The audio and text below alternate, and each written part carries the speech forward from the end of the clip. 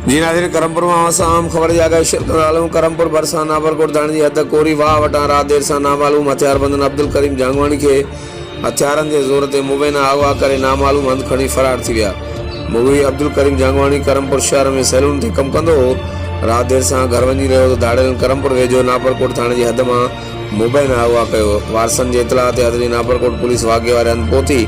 Police मुगवी नौजवान के वारसन से गड हथियारबंदन के पेरे पोयां कचे तरफ रवानी।